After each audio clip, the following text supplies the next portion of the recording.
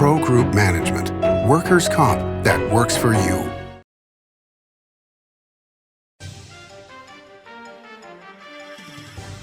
Welcome to Nevada Newsmakers. On the broadcast today, we're joined by Emerson Drews. She's the news editor for the Nevada Sagebrush, UNR's newspaper, here for the whole show on all new Nevada Newsmakers.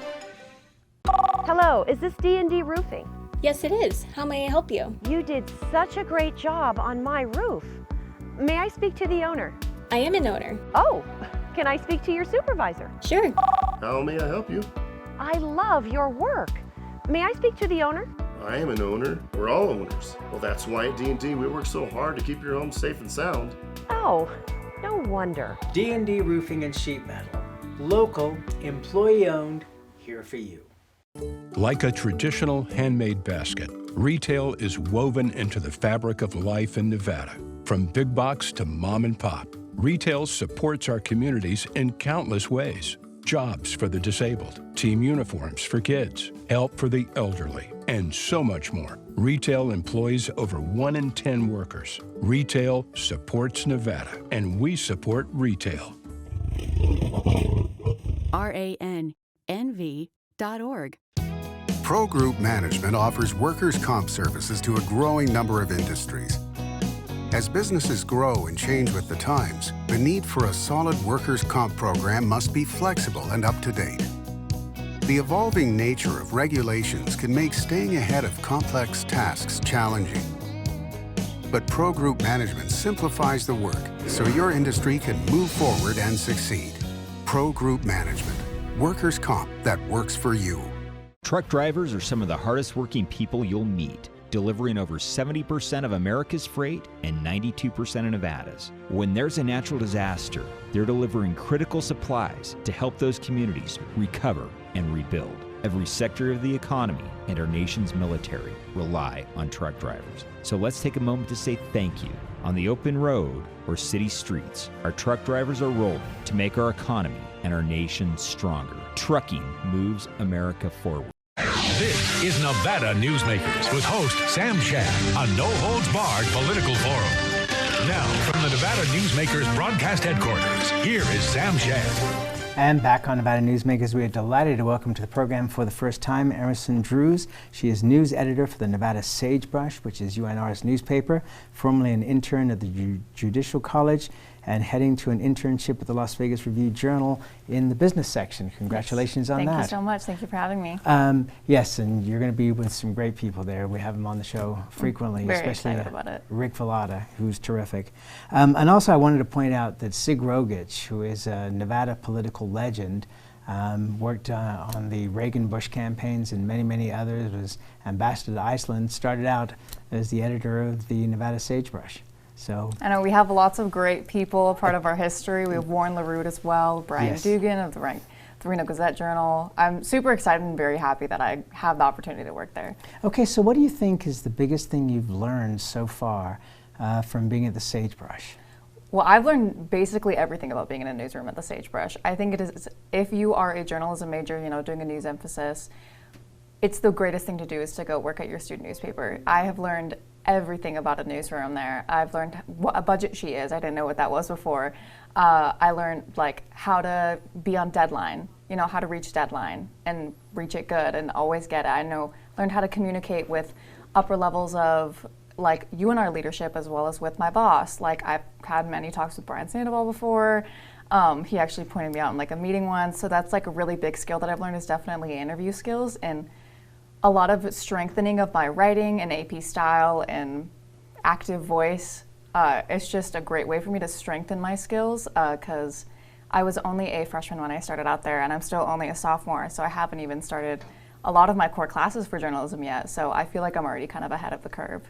Well, you've been writing about some very interesting stories. One of the bigger issues was this whole mask repeal debate that's been going on, where students and members of the faculty have objected to the mask mandate being dropped.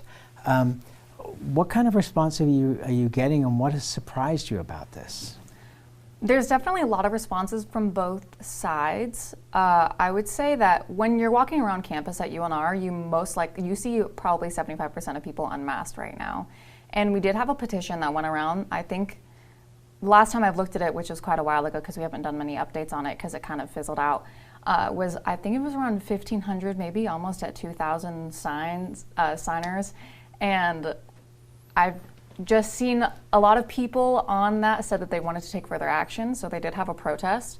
The one thing I was pretty surprised about was the turnout of the protest, saying that they had about 700 people saying that they were excited and wanted to do something more to help get it back reinstated, and I believe only about 50 people were present.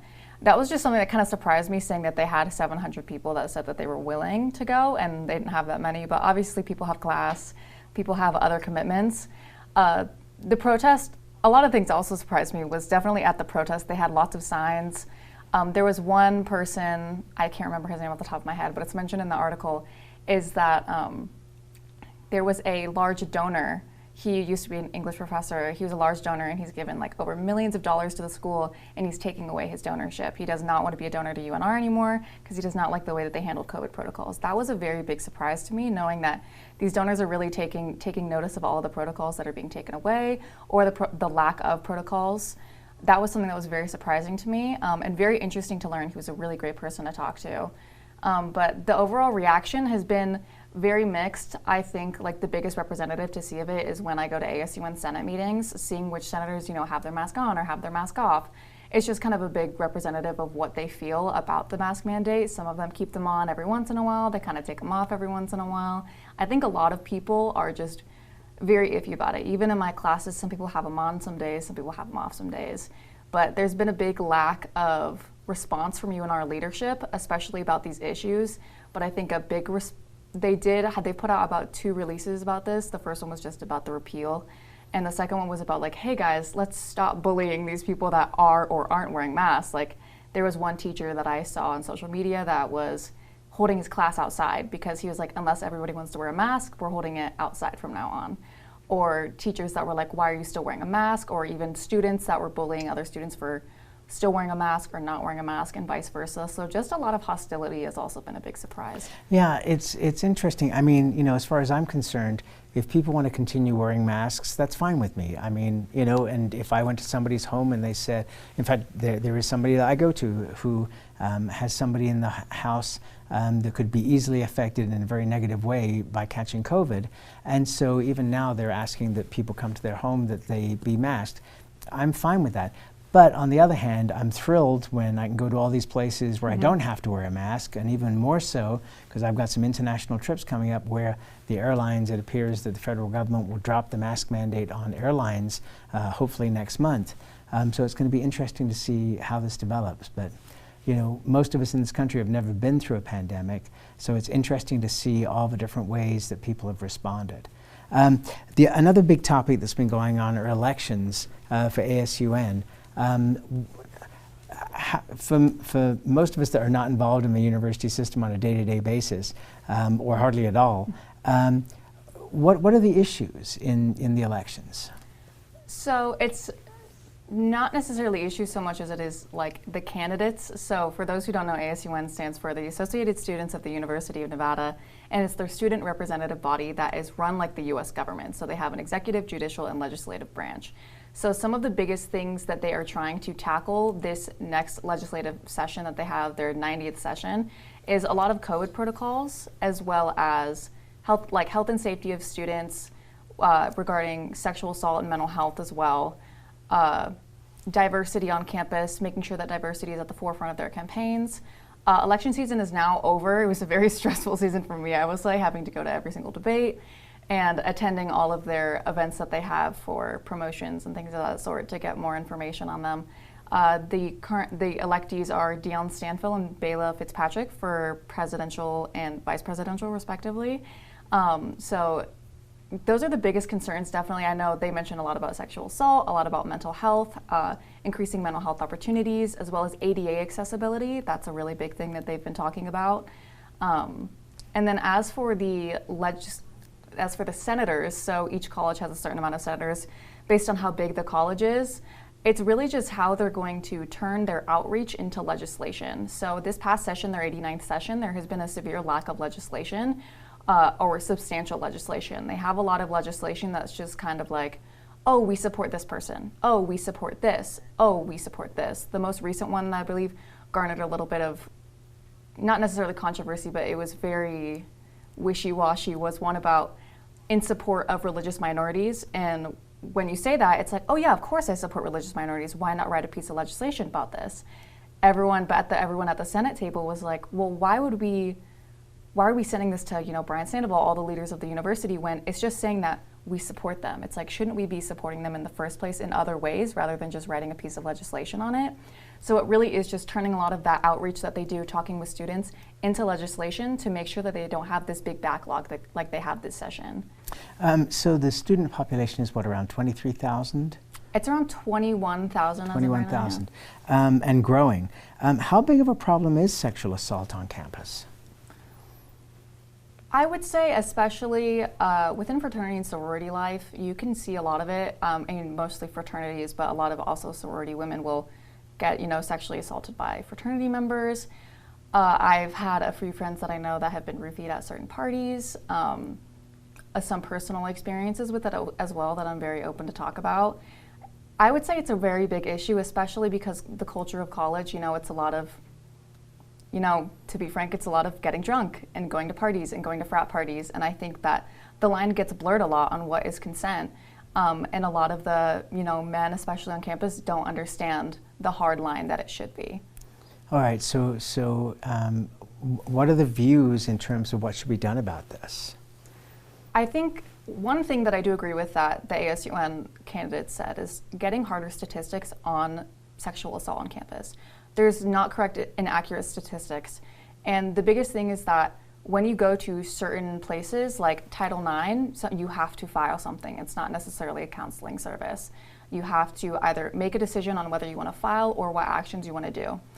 Or if you go to police services, it's quite daunting going to police services. Not many people reach out about these certain things. So I think,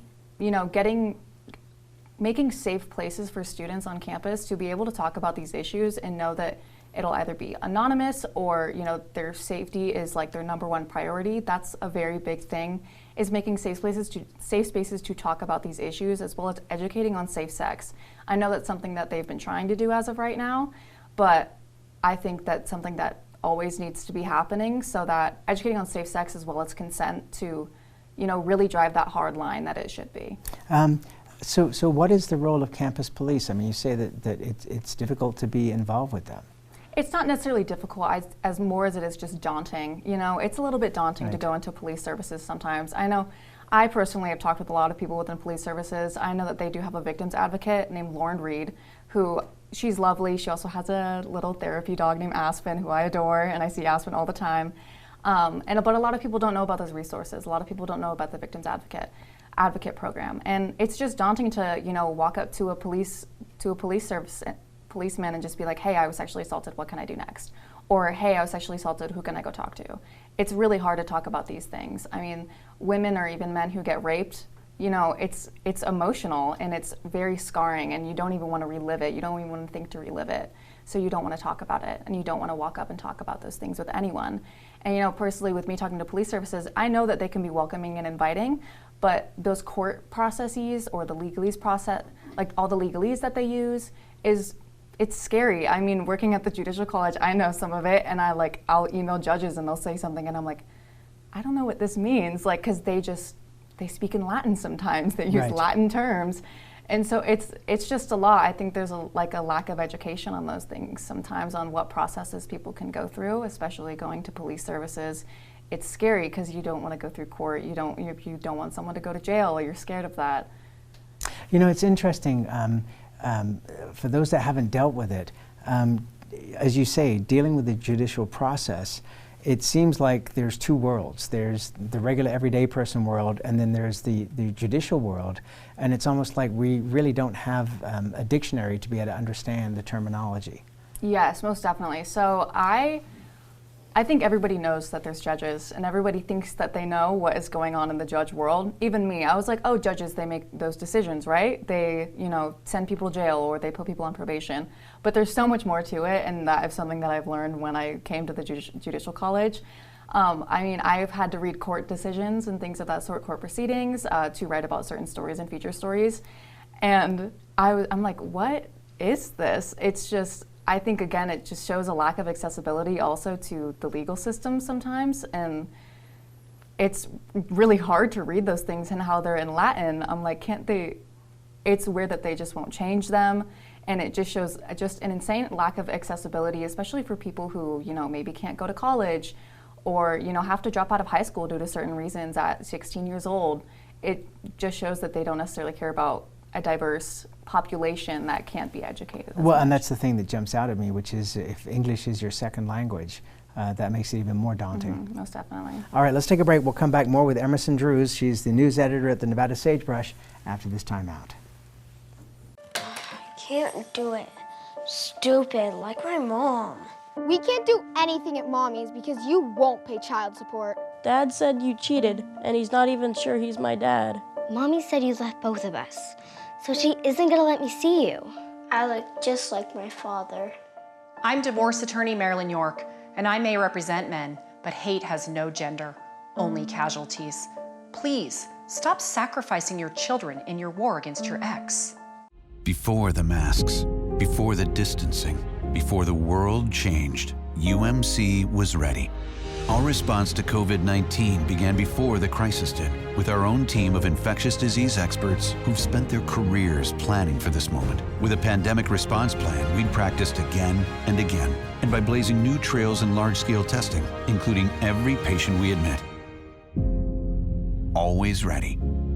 UMC. The signs and symptoms of cataracts can start out small with subtle changes in your vision. So don't wait. Be proactive and take your vision into your own hands. If you're experiencing the onset of cataracts or just have questions, contact your eye care professional or call Eye Care Associates of Nevada today. Dr. Hiss has years of experience specializing in the surgical correction of eye disorders and has completed over 84,000 vision correcting procedures. At Eye Care Associates of Nevada, we'll change the way you look at the world. As you know, Reno is booming. Toll's development company is helping it grow with insightful design and development, building community with every project, adding beauty, adding excitement, emphasizing our shared humanity.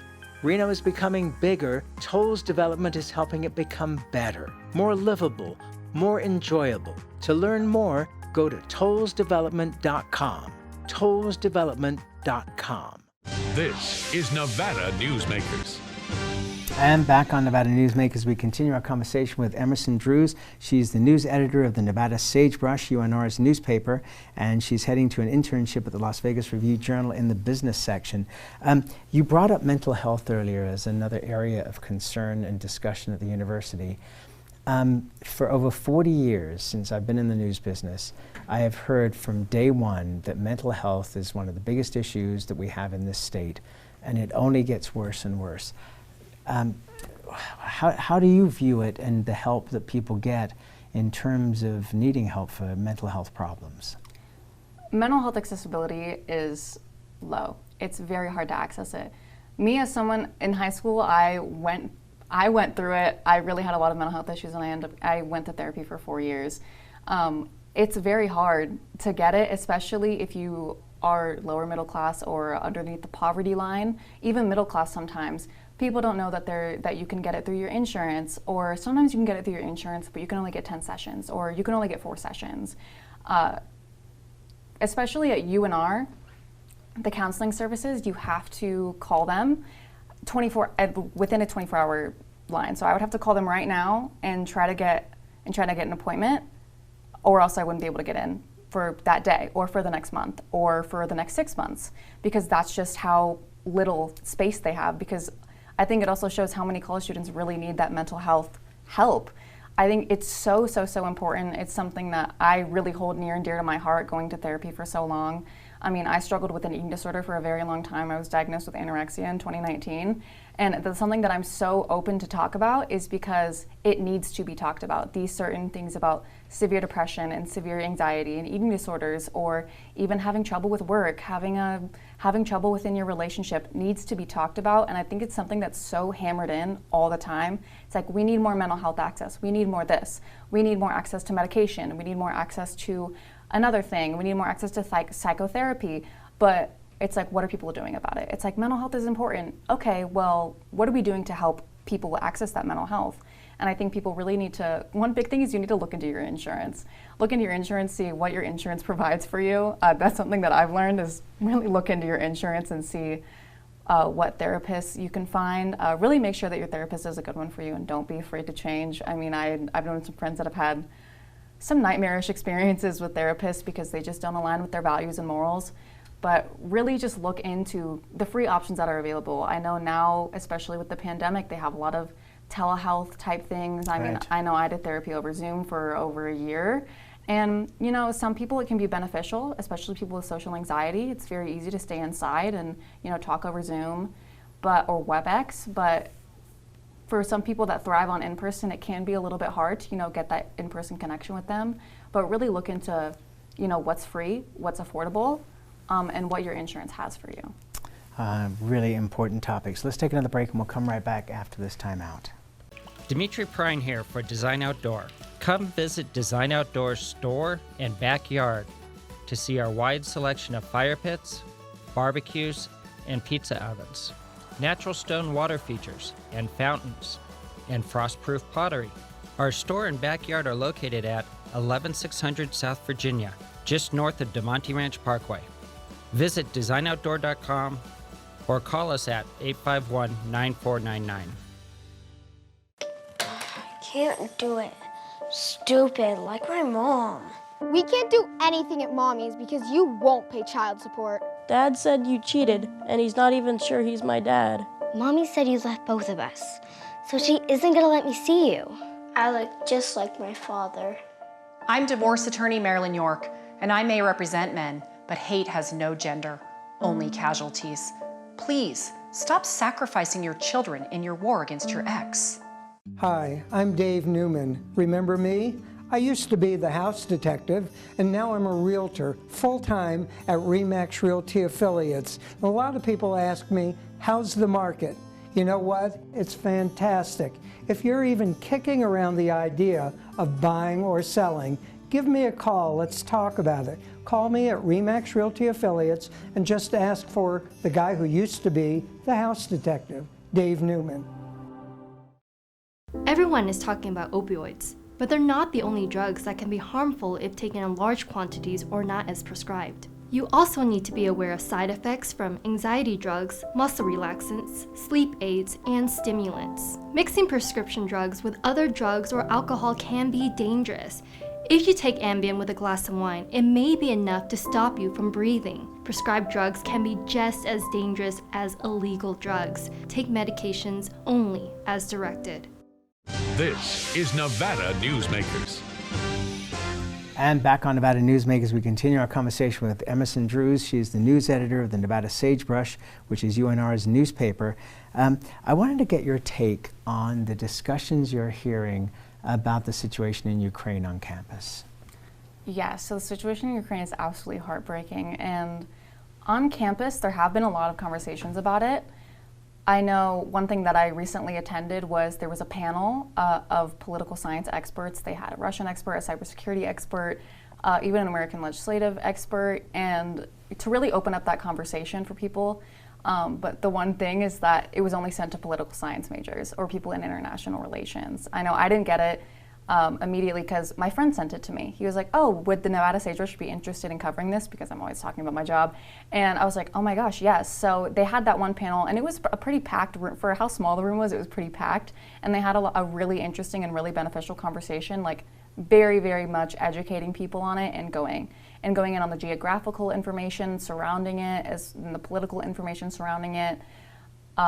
So on campus, there is definitely talk about it, but I think because it's also an international issue, some people some of the younger people choose to shy away from it and they choose to not do much about it. And I think you can definitely see the people that do care, but you can see the people that don't necessarily understand the issue because it is overseas. So the majority of older people are still getting their news from television. Where are the people on campus getting their news, and are they not seeing as many images of Ukraine and what's going on there as others are? I think as of recent, there's been a big epidemic of Instagram infographics, which is the biggest thing. I think that's where a lot of people are getting their information. A lot of people will repost on their Instagram stories and say, here's what's going on in Ukraine. Here's what you can do to help Ukraine. And I think that's what a lot of people are doing. But again, it's like every news story. You have to click on it to want to read it. So a lot of people are doing that through Instagram. Some people are also doing that through Twitter. Twitter, obviously, I think for any modern journalist, knows that Twitter is the biggest way to find your news. Specifically for other news outlets, I don't know how often students are reaching out to those other news outlets or know that a lot of universities provide it for free. I know I can get New York Times, Washington Post completely for free just because I'm a student and my university offers that, but I don't think a lot of students know that. So I think, again, it depends on how politically active, how active you want to be in your community, as well as how active you want to be in the world. Students will choose to go out and go seek out that news. But most of the time it will be through social media nowadays. Quick answer to this. How confident are you in the accuracy, for example, of Twitter? It really depends. I think if you're getting it from another journalist on Twitter that is just like, this happened, come back later for updates, I think that's great. But I think it's great to, look into, but then do your own independent investigation on it. You can see a lot of things of allegations of people on Twitter as well as Instagram and other things. And it's obviously your choice to believe that, but you have to do some independent investigation to vet whether or not it's true. Well, it's been an absolute pleasure having you here. I'm thrilled for you and your career. Thank you so much. You're obviously going to do very well. I look forward to your first byline in the Las Vegas Review-Journal. Thank you so much. Pleasure to have you here. Thank you. Thank you so much for having me. And please follow up with us when you get into the RJ. Yes, of course. All right, and we'll be right back. Brian Kulpa Photography was born in the rolling hills of Massachusetts, and now he can help you experience the stunning beauty of Nevada in a whole new way through the power of flight. Flying has always been a passion for Brian, and at Brian Kulpa Photography, he can make your imagination soar. Brian has the creative mind and tools to tell your unique story. Experience the bird's eye view at briankulpaphotography.com. Safety. We all think about it. You think about it when he buckles in, when you check your mirrors and put away your phone. RTC thinks about safety too. In fact, we create it. Center turn lanes mean fewer blind spots. Bike lanes keep cyclists and you safe. Roundabouts reduce injury collisions, and all these crosswalks are designed to keep families like yours safe. Safety is your priority, and it's ours too. Every day, in everything we do. Pro Group Management specializes in providing industries with the necessary components to satisfy and exceed workers' comp requirements. Every business has unique needs and specific regulations. Pro Group Management stays ahead of the curve, providing up-to-date services to keep your industry in top form. Discover how we simplify your tasks, improve efficiency, and reduce expense to keep you moving in a positive direction. Pro Group Management, workers' comp that works for you. As always, you can watch Nevada Newsmakers 24 hours a day at nevadanewsmakers.com. You can also check our archive going back to 2005 on our website. Again, nevadanewsmakers.com. We'll see you on the next show.